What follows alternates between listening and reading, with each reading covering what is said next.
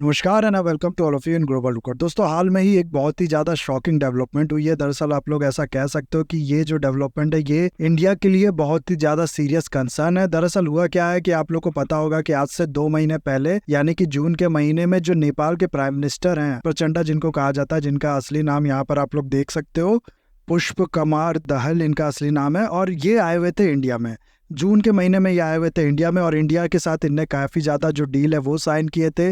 सबसे important deal था जैसे एक 10,000 मेगावाट के जो इलेक्ट्रिसिटी है वो इंडिया ने कहा था कि हम नेपाल से परचेज करेंगे अगले 10 सालों में, और साथ ही साथ 7 मेगावाट की जो इलेक्ट्रिसिटी है वो नेपाल सप्लाई करेगा बांग्लादेश को इंडिया के थ्रू। यहाँ पर आप लोग देख सकते हो नेपाल और बांग्लादेश में कोई भी कनेक्टिविटी नहीं है डायरेक्टली, इसलिए इंडिया के थ्रू ये जो सप्लाई है वो करेगा, इंडिया इसको फैसिलिटेट करेगा। और इसके अलावा और भी आप लोग देखोगे ना तो इस मीटिंग में पावर प्रोजेक्ट्स हो गए या फिर बाकी तरीके के जो प्रोजेक्ट्स हो गए वो इसमें साइन किए गए थे। 1992 का जो ट्रांजिट ट्रीटी है दोनों कंट्रीज के बीच में, उसको अपडेट किया गया था, उसमें चेंज लाए गए थे, जिसके अकॉर्डिंग जो इंडिया का वाटरवेज है, जो आप लोग को पता होगा इंडिया जो है वो वाटरवेज बनाने में लगी हुई है, यानी कि नदियों का और बाकी तरीके के कैनाल्स वगैरह का इस्तेमाल करके पूरा रास्ता जो ट्रेड वगैरह के लिए है, सामान वामान ट्रांसफर करने के लिए, वो बनाने में लगी हुई है। तो ये जो ट्रांजिट ट्रीटी है इसमें अपडेट करके ये भी कहा गया कि जो वाटरवेज है इसका भी इस्तेमाल नेपाल कर पाएगा रोड के अलावा। रोड का इस्तेमाल तो नेपाल करता ही है। नेपाल आप लोग को पता होगा कि कोई भी ट्रेड उसको करना है, चाहे इंपोर्ट उसको मंगाना है, चाहे एक्सपोर्ट उसको करना है, तो वो एक लैंडलॉक कंट्री है, तो उसको किसी तीसरे कंट्री से ऐसे ही सहारा लेना पड़ेगा, और इंडिया के थ्रू फिर ये जो ट्रेड है वो करता है। और अब ये जो चेंज लाया गया है, जैसा कि मैंने आप लोग को बताया, इसमें वाटरवेज का भी इस्तेमाल नेपाल कर पाएगा इंडिया के। इस तरीके के काफी एग्रीमेंट इस मीटिंग में जो है वो साइन किए गए थे। उसके बाद हाल ही में अगर आप लोग देखोगे ना तो 4 अगस्त यानी 2-3 दिन पहले ही 4 और MOUs जो है वो दोनों कंट्रीज के बीच में साइन हुए, जिसमें से 3 जो MOUs है वो एजुकेशन से रिलेटेड है और एक जो MOU है वो रिलेटेड है वाटर और सैनिटेशन से। तो इसको भी अभी 2-3 दिन पहले साइन किया गया है। तो कहने का मतलब है ये जो रिलेशन है दोनों कंट्रीज के बीच में, इस तरीके से अगर आप लोग देखो तो धीरे धीरे उभर रहे थे। बीच में आप लोग को पता होगा कि ये रिलेशन बहुत ज्यादा खराब हो चुके थे। 2015 के बाद इंडिया और नेपाल में जो रिलेशन है उसमें बहुत ज्यादा आप लोग कह सकते हो प्रॉब्लम्स आ गई थी। 2015 से इसकी शुरुआत हुई थी, जब आप लोग को पता होगा कि नेपाल में एक नया कॉन्स्टिट्यूशन लेके आया गया था, जिसके बाद नेपाल में जो मधेसी कम्युनिटी है वो इस कॉन्स्टिट्यूशन से खुश नहीं थे। उनका कहना था कि इसमें हम लोग को मार्जिनलाइज किया जाएगा, काफी ज्यादा डिस्क्रिमिनेशन है हमारे अगेंस्ट में, वो किया जाएगा। इसलिए उन लोगों ने काफी ज्यादा प्रोटेस्ट किया था, एक पूरा ब्लॉकेड ही लगा दिया था। यहाँ पर जो नीचे वाला एरिया है यहाँ पर मधेसी कम्युनिटी रहती है, तो इनने पूरा ब्लॉकेड ही लगा दिया था नेपाल से जो सामान है उसको ट्रांसफर करने में, या नेपाल के में अंदर जो सामान आता है उसमें, जिसकी वजह से पूरी इकोनॉमी जो है वो नेपाल की पैरालाइज हो गई थी। और इसका इल्जाम एक तरीके से इंडिया पे भी लगा था कि इंडिया जो है वो इन मधेशी लोगों को भड़का रहा है, इनको सपोर्ट कर रहा है। इस तरीके के जो ब्लॉकेट है वो करवाने में इंडिया का हाथ है, ऐसा नेपाल के जो पॉलिटिशियंस है या नेपाल के जो लोग हैं उनका सोचना था। तो इसके बाद जो रिलेशन है वो काफी ज्यादा, ये एक बहुत बड़ा ये मैटर था जिसकी वजह से जो रिलेशन है नेपाल और इंडिया में काफी ज्यादा खराब हो गए थे। इसी वजह से नेपाल जो हमेशा के लिए इंडिया की तरफ टिल्टेड रहता था, उसको चाइना के साथ मजबूरी में जो ट्रांजिट ट्रीटी है वो साइन करना पड़ा। हालांकि दोबारा ये अब इंडिया के थ्रू अपना जो ट्रेड है वो करना चाहता है, लेकिन उस समय इसने चाइना के साथ जो ट्रांजिट ट्रीटी है वो साइन कर लिया था। और थोड़े टाइम के लिए आप लोग कह सकते हो कि चाइना का जो इन्फ्लुएंस है नेपाल में वो बहुत तेजी से बढ़ने लगा था। नेपाल के लोगों की हमेशा से ये शिकायत रही है कि इंडिया जो है वो हमारे इंटरनल पॉलिटिक्स में, इंटरनल पॉलिटी जो है उसमें काफ़ी ज़्यादा इंटरफेयर करता है, अपने अकॉर्डिंग यहाँ पर मैनिपुलेशन करता है। कहने का मतलब है कि एक तरीके से अपने फायदे के लिए इंडिया जो है वो काफ़ी ज़्यादा नेपाल के जो इंटरनल मैटर है उसमें इंटरफेयर करता है, ऐसा नेपाल के लोगों का मानना है। जी यही कारण है जिसके चलते नेपाली जो है वो काफ़ी ज़्यादा चिढ़ते भी हैं थोड़ा बहुत, आप लोग कह सकते हो इंडिया से, या फिर इस चीज़ को लेके आप लोग कह सकते हो थोड़ा बहुत जो एंगर है नेपाल के लोगों में वो रहता है इंडिया को लेके। इसी वजह से अगर आप लोग देखो तो 2015 की ये जो डेवलपमेंट हुई थी उसमें और भी ज़्यादा इल्जाम जो है वो इंडिया पे लगने लगा कि हमारा कॉन्स्टिट्यूशन बना है लेकिन जो है वो हमारे इंटरनल मैटर में इंटरफेयर कर रहा है और हमारे कॉन्स्टिट्यूशन में बदलाव कराना चाहता है अपने फ़ायदे के लिए। इसी से रिश्ते बिगड़ने लगे और बिगड़ते बिगड़ते यहाँ तक बिगड़ गए कि 2017 में आप लोग को पता होगा कि नेपाल ने चाइना का जो BRI प्रोजेक्ट है उसको साइन कर लिया था। उसके बाद से लगातार नेपाल के जो पॉलिटिशियंस हैं वो अपने फायदे के लिए इंडिया को क्रिटिसाइज करने लगे, उल्टा सीधा बात कहने लगे और लोगों को एक तरीके से आप लोग कह सकते हो भड़काने भी लगे। एक ये फैक्टर भी है इस चीज में, इन रिलेशन में, क्योंकि वहाँ के पॉलिटिशियन जो है वो अपने फायदे के लिए इंडिया को उल्टा सीधा कहते हैं, लोगों को इंडिया के अगेंस्ट में भड़काते हैं। तो ये फैक्टर भी था यहाँ पर। और फिर ये चीज़ बढ़ते बढ़ते अगर आप लोग देखो ना तो नेपाल ने फिर जो लैंड डिस्प्यूट है वो छेड़ना शुरू कर दिया इंडिया के साथ। काला पानी रीजन को लेके जो डिस्प्यूट है वो छेड़ दिया था। आप लोग को याद होगा आज से कुछ साल पहले काफी ज्यादा इस चीज को लेके बवाल हुआ था। उसके बाद बीच में नेपाल के पीएम जो थे ओली, जो पूर्व प्रधानमंत्री, अभी तो ये प्राइम मिनिस्टर नहीं है, इनने इस तरीके के भी स्टेटमेंट दे दिया था कि जिस सीता से राम की शादी हुई थी वो राम इंडियन नहीं था बल्कि नेपाली ही था। तो इस तरीके की जो डिस्कनेक्शन है दोनों कंट्रीज के बीच में, वो ये एस्टेब्लिश करना चाहते थे नेपाल के पॉलिटिशियंस, ताकि जो आप लोग कह सकते हो इंडिया के अगेंस्ट में एंगर जो है नेपाली लोगों का वो काफी ज्यादा बढ़ सके और उसको फिर ये कैपिटलाइज कर सके। तो यहाँ तक बात पहुंच चुकी थी, आप लोग को मैं बता दूं। और अभी हाल में क्या हुआ है, आप लोग को पता होगा कि इंडिया ने नया पार्लियामेंट बनाया है। उस पार्लियामेंट में एक मैप रखा गया है जिसको कहा जाने लगा कि यह अखंड भारत का मैप है जो इंडिया ने लगाया। और इंडिया ऐसे ही पूरी जो टेरिटरी है पुराने जो टाइम की, जितना इंडिया हुआ करता था अशोका के टाइम पे या चंद्रगुप्त मौर्य के टाइम पे या और भी बाकी टाइम पे, तो उस पूरे एरिया को इंडिया कैप्चर करना चाहता है दोबारा से। इस तरीके की बातें जो है वो की जाने लगी। नेपाल में भी जैसा कि मैंने आप लोग को बताया ऑलरेडी, वहाँ के लोग काफी ज्यादा क्रिटिकल है इंडिया को लेके, तो वहां से भी इस तरीके के जो सवाल है वो काफी ज्यादा उठने लगे, जिसपे इंडिया ने ये सर रिप्लाई भी दिया कि नहीं, ये कोई भी अखंड भारत का मैप नहीं है। जो अशोका का एम्पायर हुआ करता था एक टाइम पे, जिसमें एडमिनिस्ट्रेशन बहुत ज्यादा अच्छा था, गवर्नेंस बहुत ज्यादा बेहतरीन थी, उसका जो मैप है वो लगाया गया, अशोका के एम्पायर का मैप जो है वो लगाया गया। लेकिन फिर भी नेपाल में इस चीज को लेके जो गुस्सा है वो था ही। ये कहा जाने लगा था कि इंडिया जो है वो नेपाल को कैप्चर करना चाहता है। और इसी के रिटेलिएशन में अगर मैं आप लोग को बताऊं तो नेपाल ने एक अपना मैप निकाल दिया, ग्रेट नेपाल का मैप। यहाँ पर आप लोग देख सकते हो हिमाचल प्रदेश हो गया, उत्तराखंड हो गया और थोड़ा बहुत इस साइड का जो एरिया है, इसको मिला के इन लोग ने एक मैप बना दिया, कहा ये ग्रेट नेपाल का मैप है। और ये एक तरीके से इनका कहने का मतलब था कि ये हम लोग का टेरिटोरियल एम्बिशन है, आगे जाके इतने जो लैंड है ये हमारे पास होगा और ये बनेगा ग्रेट नेपाल।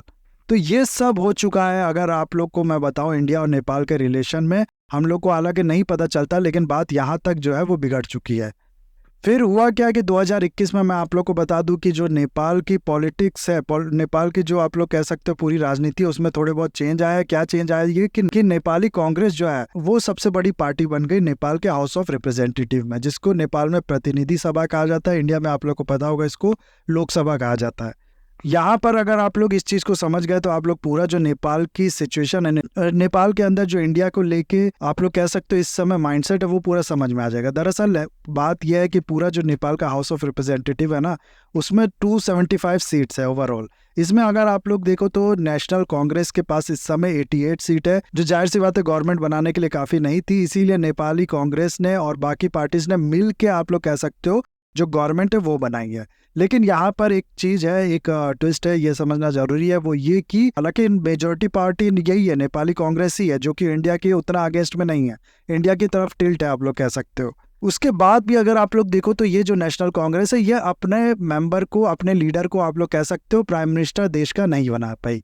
जो कम्युनिस्ट पार्टी ऑफ नेपाल है, यहाँ पर आप लोग देख सकते हो 2 कम्युनिस्ट पार्टी है, उसमें से जो ये है ना मायूस सेंटर पार्टी, इसके जो लीडर है वो बने हैं नेपाल के प्राइम मिनिस्टर, और वही है प्रचंडा जिनको कहा जाता है। दरअसल ये पूरा जो अलायंस था ना, इसमें सारे मेंबर्स अगर आप लोग देखो, बहुत सी पार्टियां इसमें, इनने सपोर्ट किया प्रचंडा को और प्रचंडा बने देश के प्राइम मिनिस्टर। और जिसमें से सबसे इंपॉर्टेंट जो सपोर्ट है वो है दूसरी नेपाल की कम्युनिस्ट पार्टी का।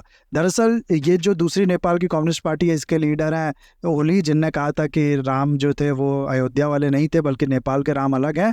तो ये जो ओली हैं और ये जो प्रचंडा है, दोनों में आप लोग कह सकते हो एक तरीके का डील हो गया कि थोड़े टाइम के लिए तुम प्राइम मिनिस्टर रहना, थोड़े टाइम के लिए हम प्राइम मिनिस्टर रहेंगे। उसके बाद से इन दोनों ने मिलकर, शुरुआत में ये प्रचंडा प्राइम मिनिस्टर बने, अब थोड़े टाइम के बाद आप लोग देखोगे तो ओली प्राइम मिनिस्टर बनेंगे। तो ये कम्युनिस्ट पार्टी ऑफ नेपाल जो है, ये फिर भी आप लोग कह सकते हो कि थोड़ा बहुत जो इंडिया के अगेंस्ट में है वो है। और यही कारण है, भले प्राइम मिनिस्टर नहीं बना है नेपाली कांग्रेस का, लेकिन मेजोरिटी पार्टी तो वही है। और यही कारण है कि जो इंडिया के अगेंस्ट में इतना ज्यादा हो चुका था नेपाल, इसमें थोड़ा बहुत कमी देखने को मिली है। इसके अलावा ऐसा नहीं है कि ये जो कम्युनिस्ट पार्टी ऑफ नेपाल है, दोनों ही ये कम्प्लीटली अगेंस्ट है इंडिया के। ये भी समझती है इस समय की जो सिचुएशन है, इनको भी समझ है कि किस कंट्री के साथ जाने में किसका फायदा है, चाइना इनसे क्या चाहता है। चाहे इस समय नेपाल की जो इकोनॉमिक हालत है वो आप लोग समझ लो कि बहुत ज्यादा खराब है। ऐसे में चाइना की जो डेप्टर पॉलिसी है उसका एक बहुत बड़ा शिकार बन सकता है नेपाल, और ये लोग इस चीज को समझते हैं। तो ऐसा नहीं है कि ये भी कम्प्लीटली चाइना टिल्ट है, लेकिन आप लोग कह सकते हो कि थोड़ा कम इनका टिल्ट जो है इंडिया की तरफ वो है।